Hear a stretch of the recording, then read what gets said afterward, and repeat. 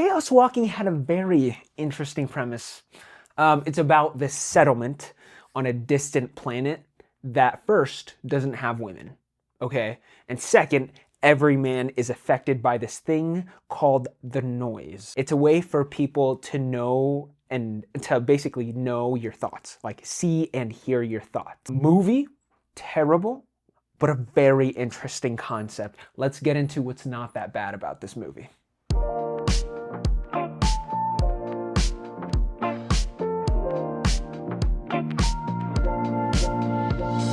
Hey guys, welcome to It's Not That Bad with Jared, where I take bad movies and see the bright side of said bad movie. Today we're talking about Chaos Walking. It's this Tom Holland and Daisy Ridley sci-fi, not space opera, but just a little bit of an epic, actually more like a western. And it's about Daisy Ridley, this girl who just crash lands on this planet and is found by Tom Holland and helps her to get to a different settlement on this planet so she can find a way to contact her ship. That's the base premise of it. In the beginning, they set it up so it sounds like all the women were killed by the native alien race on this planet. This obviously isn't great because now it sounds like men are free to do things. And that in itself is kind of scary, leaving a man by himself. That sounds like a disaster. What makes it more of a disaster is the fact that they're led by this guy who is the antagonist of the story, Mads Mikkelsen's character, and his son, Nick Jonas. That's right, your boy Nick Jonas is in it.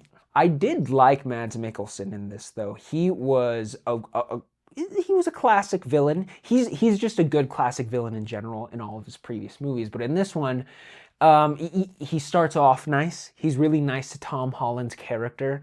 And we figure out he's just like pretty selfish and a little cultish in the movie. He chants this really weird thing anytime he doesn't want anyone to like hear his thoughts, and that's what kind of everyone does in this movie. Like for Tom Holland's character, if he doesn't want to project his thoughts, he just says his name over and over again. He's like, I am this character, I am this character. And Mads Mikkelsen's character is literally, I am the circle and the circle is me. And he says that in the weirdest cultish way. But we're into those cultish villains. You know, they're classic. Also, Nick Jonas being in this movie, very different, which I think is also one of the good things, is he doesn't play like the same person in this movie. He's not like comedic or anything. He's in a little more of a serious role, or at least tries to be serious. But he's a little bit stubborn in this movie, which I find refreshing for him. To be fair, the only other movies I've seen him in is Jumanji and the second Jumanji, and that old Jonas Brother TV show called Jonas. If you lived, if you were a teenager back in the 2010s, you know what I'm talking about. Disney Channel, so big. And Camp Rock. How could you forget Camp Rock? Come on, Jared. So very, very different character from those movies. He serves as Mads Mikkelsen's underling and son. But also, he plays a great stubborn person. Now in this movie, you get this thing called the noise, where only men are affected by it. The noise is basically where you can see and hear what other men's thoughts are. So there are no secrets around everyone else unless you can control them. I know this is based off of a book, but this is a great original concept for a movie. Like the noise, super cool, super original. I mean, it's from a book. This book is original. And I enjoyed seeing the little animations and Tom Holland's random thoughts, because I've never seen thoughts portrayed in that way, and I definitely related. Like literally he's walking by a river and he's like, oh man, it's wet. Oh, this sucks. And just whenever he's with Daisy Ridley's character, he's like, oh, girl, pretty, blonde hair, awesome, oh, cute. And that to me is like, classic teenager talk. It'd be extremely nice if you could do like the noise thing for women, because I would love to know my wife's thoughts. She is, she's kind of a hard person to read. Just like any other person's wife. I personally like, need to be better at that. I admit I'm not a mind reader. I would love to know my wife's thoughts sometimes so I could just easily do what she says and thinks. I also do like this theme of people always knowing men's thoughts, though, because men are a lot easier to read. Now, with these thoughts, Mads Mikkelsen, actually no, a couple characters in this movie can project different images with these thoughts. They can control them in that way. Mads Mikkelsen's character is one of them that can project his thoughts. Tom Holland at the end eventually figures out how to use it, but Tom Holland's like dad also knows how to do that. To tie it all up, Daisy and Tom find this other settlement that actually has like other women too.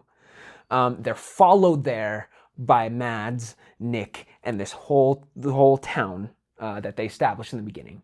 Now, Tom's dad does this sacrifice by using his thought ability to project an image of Daisy's character, because they're all looking for Daisy's character, right? The whole town, Mads Mikkelsen, they're all looking for Daisy's character. They use that distraction for Daisy and Tom to escape. And as they're running away, they actually find a way to contact Daisy's people. Mads finds them. Mads and Tom get into a fight. Mads is winning.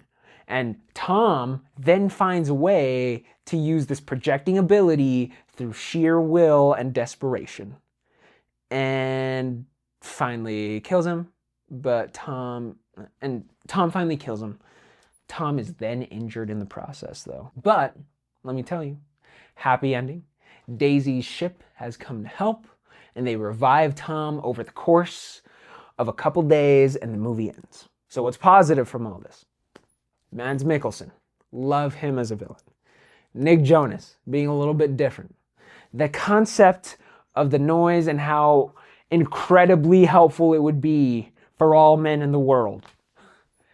And the fact that they're not making another one. That's another positive, because this was a disastrous movie. It was a little harder to enjoy. There's a lot in it that I wish was like, hey, I wish they explained this more, or there was a little more backstory. Lots. One final thing. They must have some powerful horses in that settlement, because when Daisy and Tom were making their escape attempt from everyone, Daisy was on this motorcycle and Tom was on a horse, and the horse like caught up to the motorcycle. Just insane.